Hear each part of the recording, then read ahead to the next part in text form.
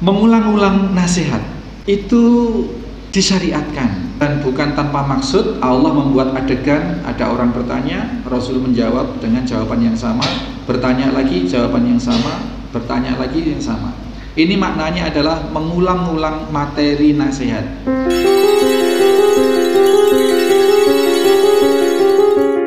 Orang akan hafal sendiri kalau sesering mungkin membaca Al-Quran. Karena dengan sering membaca, lesannya mengucapkan, indera lesan berarti merekam, telinganya juga mendengar apa yang diucap berkali-kali. Namanya orang yasinan itu Pak. Sak kampungnya Pak Karso itu hafal surat Yasin. Nggih Pak, nggih. Karena tiap malam apa itu terus itu.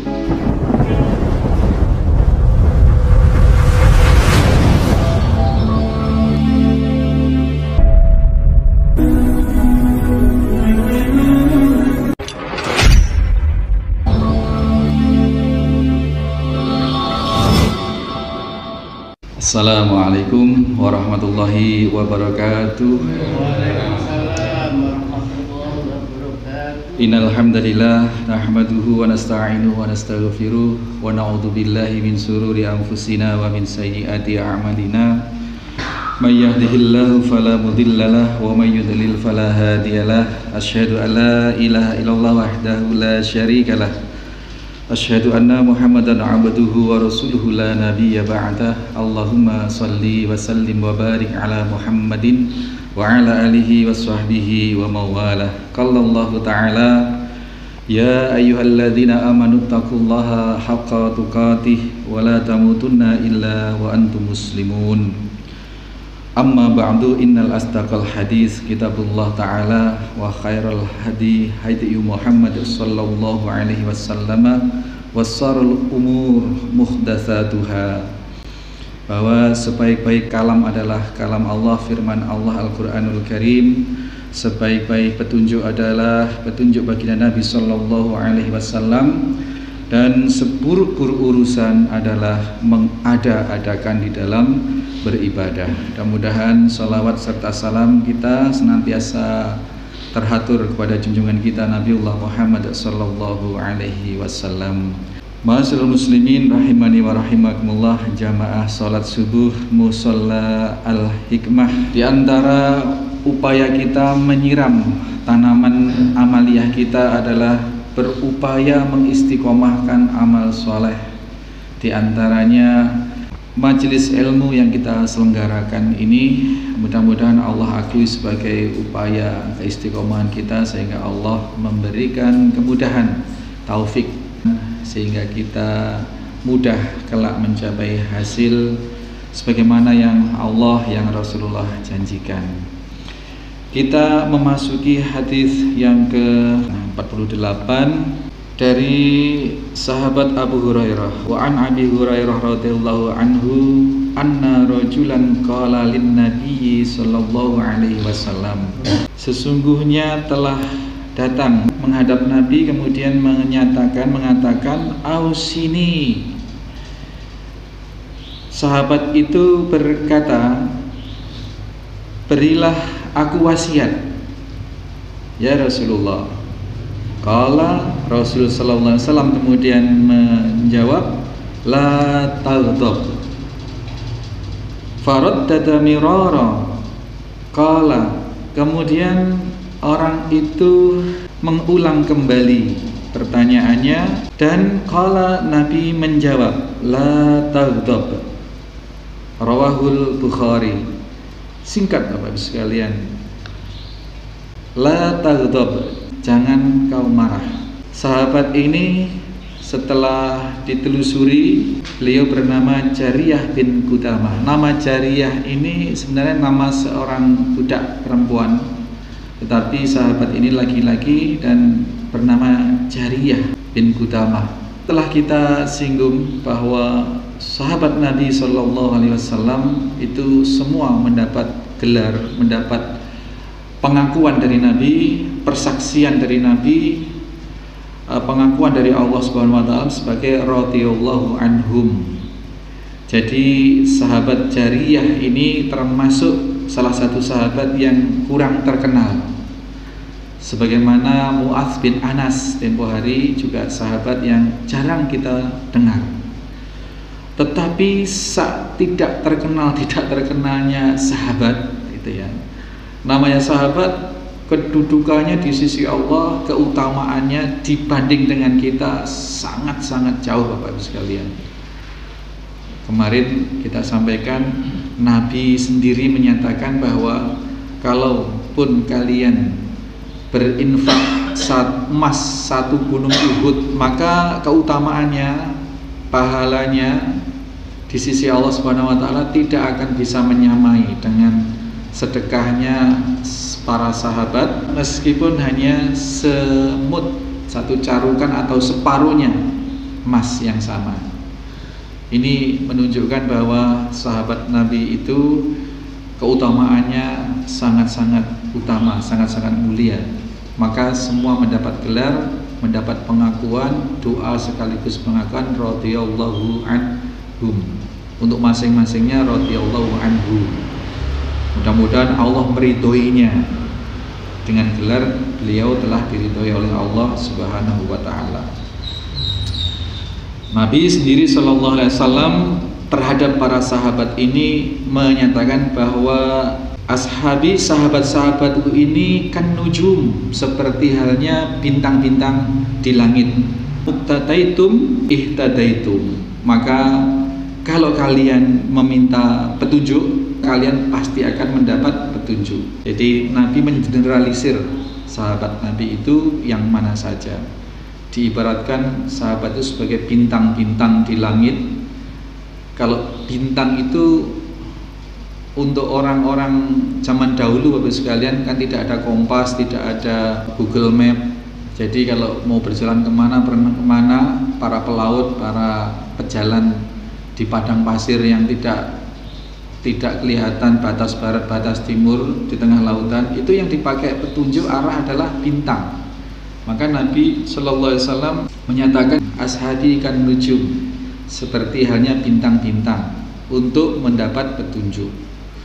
Maka di sini perlu kita sampaikan bahwa meskipun Jariyah bin Qudamah ini sangat jarang kita dengar, maka persaksiannya, kata-katanya, kemudian pelajaran yang bisa kita peroleh hadis dari cerita dia, juga kita bisa memperoleh petunjuk apabila kita berniat atau berupaya mencari petunjuk dari salah seorang sahabat itu.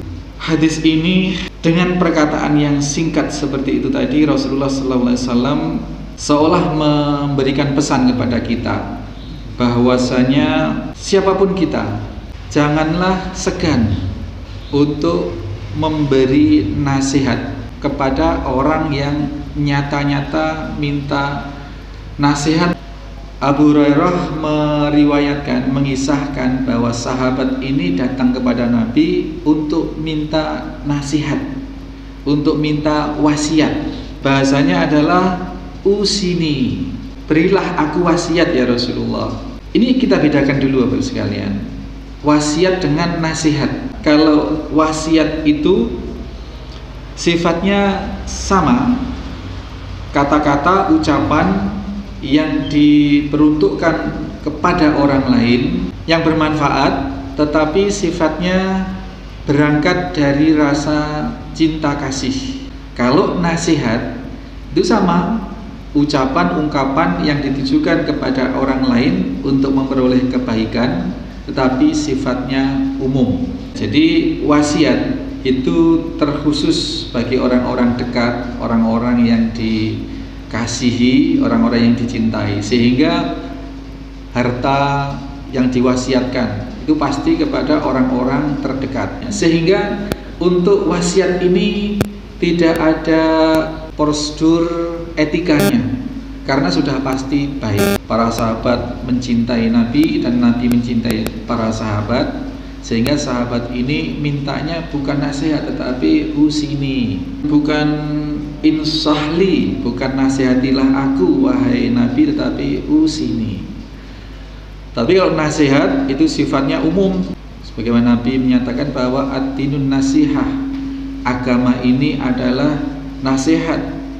Para sahabat bertanya, kepada siapa nasihat itu wahai Rasulullah? Rasul kemudian menjawab bahwa bagi Allah Subhanahu wa taala, bagi kitab-kitab Allah, bagi Rasulullah, bagi pemimpin kaum muslimin dan bagi muslimin semuanya.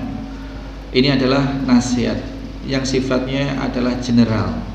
Maka karena sifatnya general dan berpotensi kepada orang-orang yang juga tidak dikenal, maka untuk nasihat ini memiliki adab-adab tertentu Bapak sekalian. Yakni diantaranya apabila menasihati itu tidak boleh secara langsung di muka umum. Ini diantara adab menasihati orang. Nah, dalam keterangan hadis ini, seseorang datang minta diberikan wasiat, nasihat yang dengan penuh cinta kasih itu pada Nabi Sallallahu Alaihi Wasallam. Boleh jadi dengan jawaban pertama itu sesungguhnya Jariyah bin Qudamah, laki-laki ini sudah paham, tetapi motif pertanyaannya bisa jadi adalah untuk juga memberikan pengajaran kepada sahabat yang lain dan generasi yang akan datang. Sehingga alternatifnya ada dua. Yang pertama, selain memang untuk menegaskan wasiat Nabi kepada sahabat ini, yang hakikatnya adalah pada seluruh kaum muslimin, baik yang kala itu ada bersama para nabi, bersama Nabi, para sahabat, maupun generasi berikutnya sampai kita sekarang, ingin ditegaskan, wasiatilah, berilah aku wasiat wahai Rasulullah. Maka wasiat Rasul Sallallahu Alaihi Wasallam adalah apa tadi? La taghdab, jangan engkau marah. Kemudian ingin ditekankan lagi, ingin ditandaskan lagi, ingin diyakinkan lagi, bertanya lagi, mengulang beberapa kali. Dalam hadis ini hanya disampaikan dua kali, tertulis dua kali, tetapi kalimatnya adalah farad dada miraron, berkali-kali mengulang pertanyaan. Maka yang pasti lebih dari dua kali, minimal tiga kali, berkali-kali itu. Maka terhadap orang yang sudah nyata-nyata minta nasihat, minta diberikan masukan, ini kita wajib memberikan masukan. Bapak-Ibu sekalian, jarang orang sekarang itu yang namanya minta nasihat.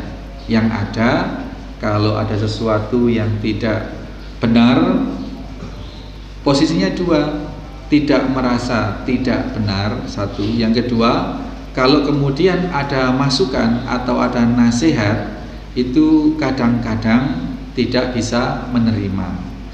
Maka di situ berharganya sebuah nasihat. Sehingga apabila ada orang yang nyata-nyata datang minta nasihat, datang dalam arti tidak harus fisiknya yang datang. Kalau saya itu melalui media ya, WA, YouTube dan lain sebagainya, itu namanya pertanyaan, minta nasihat itu sangat banyak. Sehingga meskipun capek-capek, meskipun pertanyaannya sepele-sepele, tapi ini kewajiban kita untuk memberikan tanggapan atau memberikan respon. Terakhir itu kemarin yang dari Banyuwangi, teman-teman alumni, bagaimana anaknya supaya mau mondok. Anaknya mau mondok. Lalu ya kita jawab, kalau untuk urusan kebaikan kepada anak, itu yang harus sering diteter, diserbu itu adalah pendengaran. Selalu diberikan rangsangan kata-kata yang baik. Misalkan mondok itu adalah satu kemuliaan. Kemuliaan, anak kalau mondok itu memiliki kemuliaan tersendiri, tidak hanya bagi dia tetapi juga bagi kedua orang tuanya, bagi agamanya. Status anak yang mondok itu adalah status yang mulia, yang lebih dari anak-anak yang lain, misalkan seperti itu. Jadi hal-hal positif yang kita rangsangkan di telinganya, sehingga dia terinternalisasi bahwa mondok itu sesuatu yang mulia. Nah, kalau tidak ngerti ilmunya kan, kebanyakan orang kadang-kadang ada yang menyatakan, kamu kalau nakal tak kirim ke pondok, misalnya seperti itu. Jadi pondok seolah-olah itu tempat pembuangan anak. Atau tidak ada komunikasi apa-apa, tiba-tiba anak, ayo tak antar ke pondok sekarang, dipondokkan. Iya, jadi anak stres, jadi kayak mau dibuang atau gimana itu. Betul Pak. Jadi memang harus melalui pendekatan yang lama dan jangka panjang. Sejak kecil, misalkan kalau seperti anak saya sudah angkasa itu sudah selalu kita motivasi, kita kasih gambaran yang mulia, yang indah-indah terhadap anak itu kalau belajar Al-Quran, anak itu kalau menghafal Al-Quran, kalau mondok kumpul dengan para penghafal Al-Quran, misalkan seperti itu. Jadi sudah tertanam sejak dini. Tapi kalau tiba-tiba, ayo sekarang lulus SD, tak pondokkan, nah, ini bisa-bisa perang Pak. Anak bisa jadi nurut, tapi begitu dikirim sampai pondok kabur, kadang-kadang seperti itu. Ini banyak terjadi. Nah, terhadap orang-orang yang nyata-nyata minta nasihat, bukan saja kita berhak memberikan nasihat, tetapi memang kewajiban di antara sesama muslim itu adalah saling memberi nasihat, saling memberikan wasiat. Wal 'asr innal insana lafi khusr illal ladzina amanu wa 'amilus sholihati wa tawasaw. Saling memberikan wasiat, bukan lagi nasihat. Wa tawasaw bil haqq, terhadap sesuatu yang hak, wa tawasaw bis sabr, dan berwasiat di dalam untuk bisa menunaikan kesabaran. Kemudian bahwa hal yang pertama dari faedah hadis ini adalah wajibnya kita memberikan nasihat terhadap orang yang nyata-nyata datang minta nasihat, karena itu merupakan hak sesama muslim untuk mendapatkan nasihat, dan kewajiban bagi sesama muslim untuk memberi nasihat tadi itu. Bahkan di dalam surat Al-Asr ini tidak dikasih keterangan implisit terhadap orang yang datang, berarti berwasiat terhadap ketakwaan, terhadap sesuatu yang hak dan kesabaran itu wajib hukumnya bagi setiap muslim kepada sesama saudara muslim. Apalagi kemudian kalau ada orang yang nyata-nyata datang atau mengajukan diri untuk dinasehati, ini lebih wajib. Maka Rasulullah SAW memberikan wasiat, berkali ditanya, berkali dijawab. Tidak kemudian kamu tanya-tanya melulu, enggak seperti itu. Terus diberikan jawaban. Berapa kali orang itu bertanya, berapa kali itu pula Rasul menjawab. Meskipun jawabannya sama, la taghdab, janganlah engkau marah. Kemudian mengulang-ulang nasihat itu disyariatkan, dan bukan tanpa maksud. Allah membuat adegan, ada orang bertanya, Rasul menjawab dengan jawaban yang sama, bertanya lagi jawaban yang sama, bertanya lagi yang sama.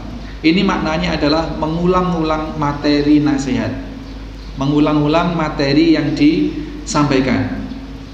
Ya, ini sangat-sangat penting karena akan sesuatu yang kelihatannya berat, sesuatu yang kelihatannya masih asing, kalau terus diulang-ulang dalam kurun waktu tertentu, dalam tempo waktu tertentu, apakah cepat, apakah berapa jam sekali, apakah seminggu sekali, seperti wasiat takwa di dalam khotbah-khotbah Jumat itu selalu, itu sangat penting.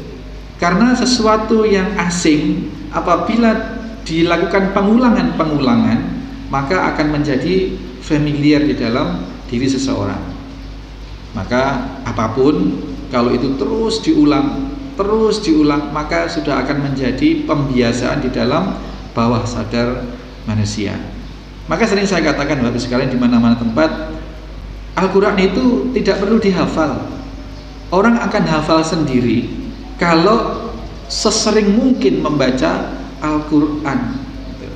Karena dengan sering membaca, lesannya mengucapkan, indera lesan berarti merekam, telinganya juga mendengar apa yang diucap berkali-kali. Namanya orang yasinan itu Pak Karso, sak kampungnya Pak Karso itu hafal surat Yasin.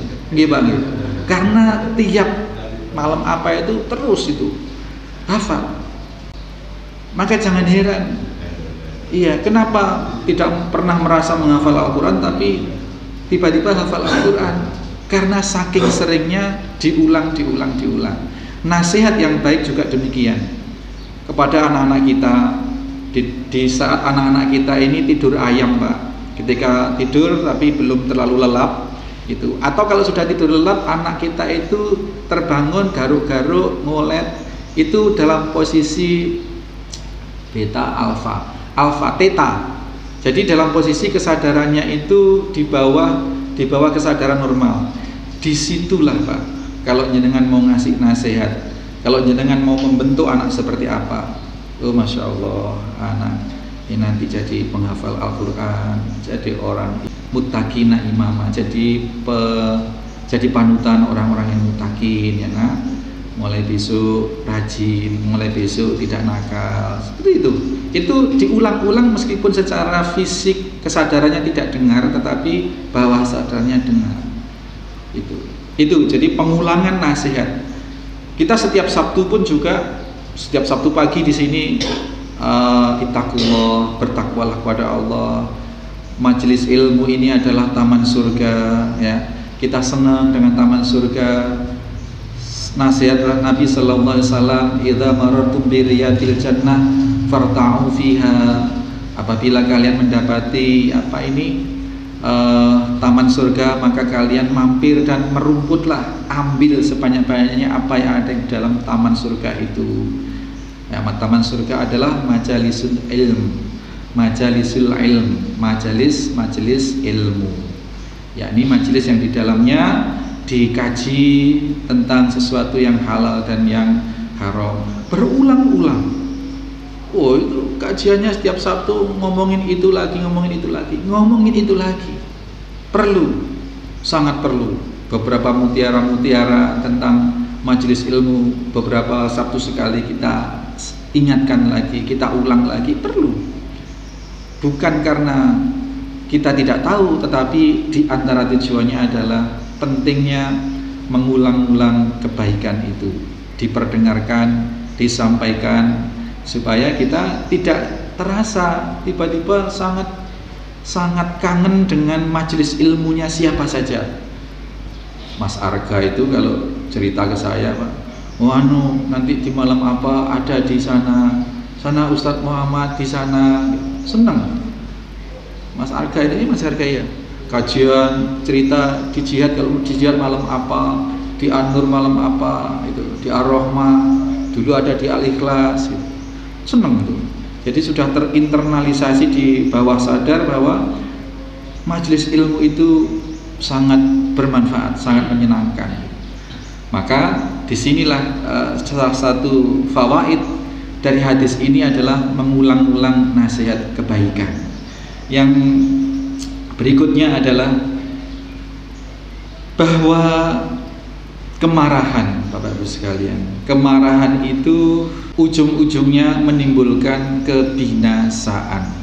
Yang perlu kita garis bawahi di sini adalah kemarahan yang tidak diridhoi oleh Allah Subhanahu wa taala. Karena kemarahan itu ada dua, kemarahan yang berdasarkan hawa nafsu yang tidak diridhoi oleh Allah Subhanahu wa taala, dan kemarahan yang diridhoi oleh Allah Subhanahu wa taala yang berdasarkan ketaatan, ketakwaan kepada Allah Subhanahu wa taala. Rasul marah besar apabila hukum-hukum keharaman Allah dilanggar. Rasul marah besar, dan inilah marah yang diperbolehkan. Nah, kemudian la taghdab itu hakikat maknanya adalah tidak saja tidak boleh marah, tetapi ada dua elemen yang harus kita perhatikan. Yang pertama, janganlah, kalau dalam arti kata-katanya la taghdab, janganlah engkau marah. Tetapi maknanya adalah janganlah engkau berbuat sesuatu yang bisa menyebabkan kemarahan. Misalnya, Pak, ada olahraga tertentu yang apabila itu dilaksanakan, maka supporternya itu sudah agak bisa dipastikan pasti akan saling marah-marah. Nah, ini yang dimaksud janganlah melakukan sesuatu yang bisa menyebabkan kemarahan. Kalau sudah tahu bahwa olahraga tertentu itu nanti ujung-ujungnya akan menyulut kemarahan satu sama lain, ya hindari perjudian yang kebanyakan membuat orang saling panas. kemudian bisa menimbulkan saling marah atau saling berkelahi bertengkar, hindari. Jadi maknanya itu satu, la taghdab ini. Yang kedua maknanya adalah la taghdab, janganlah kalian melampiaskan kemarahan yang tidak diridhoi oleh Allah Subhanahu wa taala. Jadi kalaupun hati dada sudah berdedek dongkol, kemudian kita tahu bahwa ini hanya berdasarkan nafsu, hawa nafsu, bukan karena marah karena keharaman Allah yang dilarang tadi itu, yang dilanggar, maka di situ dilarang melampiaskan kemarahan. Marahnya sendiri itu manusiawi, pasti ada. Permasalahannya apakah dilampiaskan atau tidak. Maka di sini maknanya janganlah engkau melampiaskan kemarahan yang tidak diridhoi oleh Allah. Jadi itu sekalian, seseorang yang datang minta nasihat itu sesungguhnya adalah ladang kita untuk membuktikan diri kepada Allah Subhanahu wa taala bahwa kita setia kepada pensyariatan Allah Subhanahu wa taala. Jadi jangan lantas kita enggan. Sesungguhnya orang yang datang ini bisa jadi bukan ansih orang itu datang, tetapi pasti Pak, orang yang datang minta nasihat ini sesungguhnya adalah digerakkan oleh Allah. Kenapa ke kita minta nasihatnya? Kenapa kok tidak ke temannya, tidak ke gurunya yang lain, tidak ke saudaranya yang lain, kok ke kita gitu. Maka itu yakini bahwa dia datang ke jenengan, ke kita itu sepenuhnya digerakkan oleh Allah dalam rangka Allah ingin ngetes kita. Allah ingin melihat respon kita, seberapa kita ini memenuhi perintah Allah untuk memberikan wasiat kepada sesama kaum muslim, menunaikan kewajiban atau tidak. Maka seberapapun lah, kita sering juga mendapatkan pertanyaan atau mendapatkan permintaan nasihat terhadap sesuatu yang tidak kita ketahui. Ya, maka kita harus jujur. Baik, saya carikan jawabannya, saya carikan kitabnya, atau saya konsultasikan kepada orang yang lebih paham, karena saya tidak bisa langsung jawab karena memang saya tidak mengerti masalah ini. Itu seperti itu. Ya, mudah-mudahan apa yang kita bicarakan ini meskipun singkat dengan hadis, pasti ada yang tanya, oh iya, kok hadisnya cuma la taghdab? Padahal yang kita kenal selama ini adalah la taghdab walakal jannah. Ini hadis yang lain. Hadis yang lain. Jadi kalau yang di sini dari hadis Abu Hurairah. Nah, kalau yang la taghdab walakal jannah ini hadis dari yang lain juga sahih, tetapi yang dicantumkan oleh Imam An-Nawawi di dalam kitab Riyadhus Shalihin ini hadis yang dipilih dari Abu Hurairah. Sama-sama sahih. Ini kita sering kan, la taghdab walakal jannah. Janganlah kau marah, maka bagimu surga. Hakikat menahan kemarahan atau hakikat melampiaskan kemarahan itu memang adalah konsekuensinya adalah surga. Kita bahas sejak awal bab ini seperti itu. Sehingga hadis ini meskipun hanya sampai di situ la taghdab, tapi maknanya menyeluruh seperti yang telah kita pelajari beberapa waktu yang lalu, yang telah lalu, semuanya berhadiah surga. Bahkan apabila orang sanggup melampiaskan kemarahan tetapi tidak melampiaskannya, tapi memaafkannya, itu dia memperoleh kedudukan yang tinggi, kelak dipanggil di depan para manusia, di seluruh makhluk di padang mahsyar, dimuliakan oleh Allah untuk memilih bidadari berapapun yang manapun. Itu kemuliaan menahan amarah. Sehingga hadis ini meskipun hanya satu kalimat la taghdab, maka maknanya adalah kalau menepati, mengikuti apa yang dikatakan Nabi ini, jurusannya adalah surga juga. Kita akhiri, mudah-mudahan apa yang kita bicarakan bermanfaat. Subhanakallahumma wa bihamdika asyhadu an la ilaha illa anta astaghfiruka wa atubu ilaik. Assalamualaikum warahmatullahi wabarakatuh.